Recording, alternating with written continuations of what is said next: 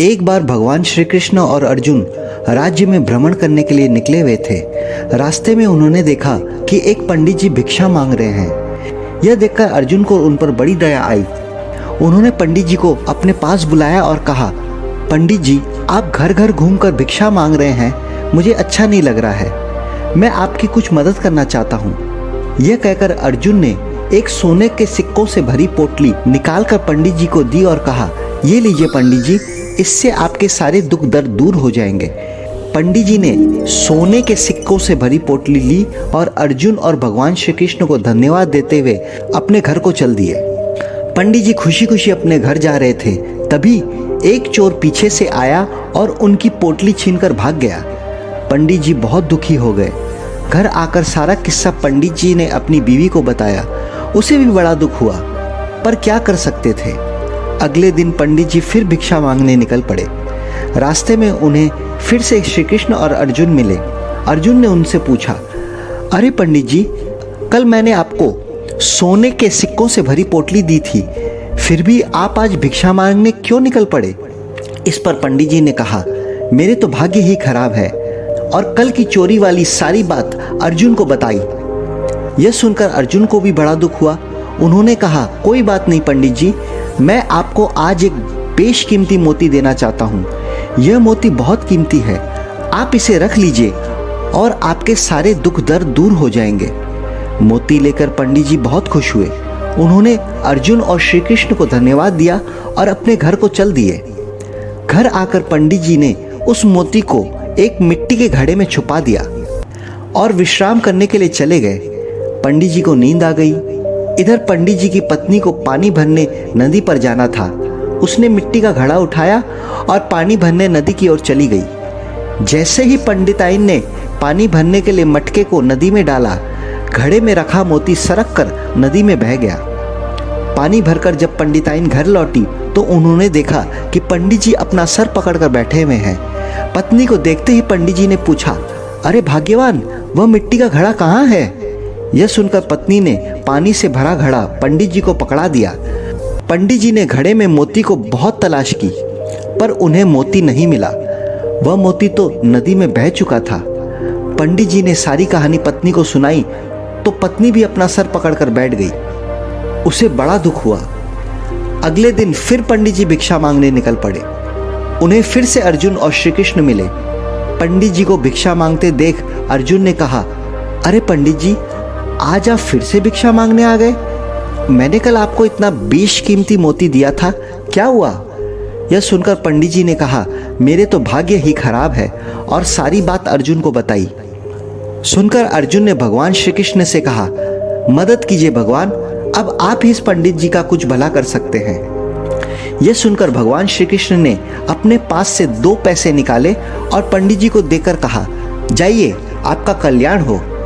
पंडित जी ने 2 पैसे श्री कृष्ण से लिए और भगवान को धन्यवाद देते हुए अपने घर को चल दिए। रास्ते में पंडित जी सोच रहे थे कि भगवान श्री कृष्ण से बड़ा दानी तो अर्जुन ही है, जिन्होंने 2 बार मुझे सोने के सिक्कों से भरी पोटली और बेशकीमती मोती दान दी थी। और ये क्या, भगवान श्री कृष्ण ने सिर्फ 2 पैसे दिए हैं? ये 2 पैसे मेरे किस काम के? इससे तो मेरी गरीबी कभी दूर नहीं होगी। पंडित जी ये सब सोचते सोचते जा ही रहे थे, तभी रास्ते में उन्हें एक मछुआरा दिखा। पंडित जी ने देखा कि मछुआरे के जाल में एक छोटी सी मछली फंसी हुई है। पंडित जी को मछली पर दया आ गई। उन्होंने मन ही मन सोचा कि ये 2 पैसे तो मेरे कुछ काम के नहीं है, तो क्यों ना मैं इन 2 पैसों से मछली की जान ही बचा लूं। पंडित जी ने मछुआरे को 2 पैसे दिए और उस मछली को छुड़ाकर अपने कमंडल में डाल लिया और सोचा इस मछली को नदी में छोड़ दूंगा। नदी किनारे पहुंचकर पंडित जी ने मछली को नदी में छोड़ दिया, और जैसे ही पंडित जी ने कमंडल उठाया तो उन्होंने देखा कि कमंडल में कुछ चमक रहा है। कमंडल में हाथ डालकर देखा तो वही मोती था जो कि उनकी पत्नी के द्वारा नदी में पानी भरते वक्त घड़े से निकलकर बह चुका था। मोती को देखते ही पंडित जी की खुशी का ठिकाना नहीं रहा। खुशी के मारे पंडित जी जोर जोर से चिल्लाने लगे, मिल गया, मिल गया, मिल गया।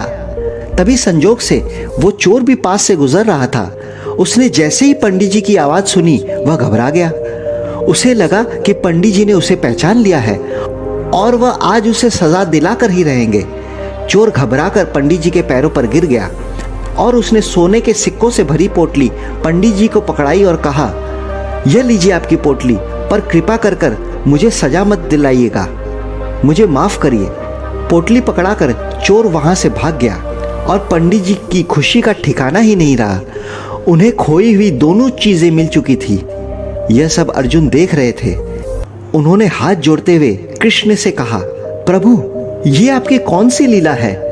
मैंने जब पंडित जी की 2 बार मदद की तब कुछ नहीं हुआ, और आज आपने सिर्फ 2 पैसे दिए और पंडित जी की किस्मत ही बदल गई।